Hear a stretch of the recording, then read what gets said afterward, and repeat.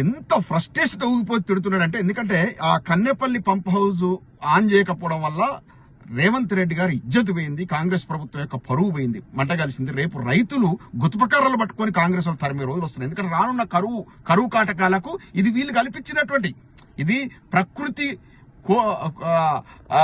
వైపరీత్యం వల్ల గనక కరువు వస్తే అది ఓకే. ప్రకృతి వైపరీత్యం ఉన్నప్పుడు ఆదుకోవడానికి కాళేశ్వరం ప్రాజెక్టు కట్టిండు కేసీఆర్ గారు.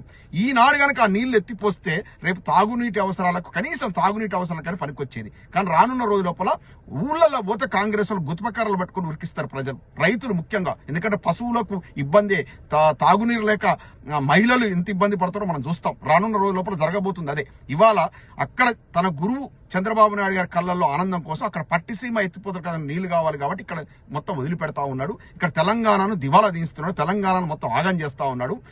ఈ రకంగా చేస్తూ ఇవాళ ప్రజల్లో విపరీతమైనటువంటి ఆగ్రహం ఉంది, కనిపెట్టింది. కాబట్టి దాన్ని కవర్ చేసుకోవడం కోసం అట మేడిగడ్డలో నీళ్లు ఆపుతేనంట అది తెగిపోయాట, భద్రాచలం 40 ఊళ్ళు మొత్తం మునిగిపోతాయట. ఇలాంటి అసత్య ప్రచారం చేస్తున్నాడు.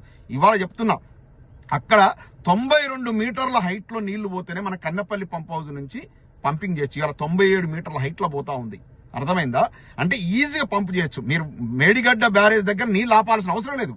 సింపుల్ గా పంపింగ్ చేసేసి అన్నారం, సుందిల్లా, ఎల్లంపల్లి ప్రాజెక్టులు నింపొచ్చు. తద్వారా గ్రావిటీ ద్వారా మొత్తం మన రిజర్వాయర్లు నింపొచ్చు, ఊళ్ళ చెరువులను నింపొచ్చు.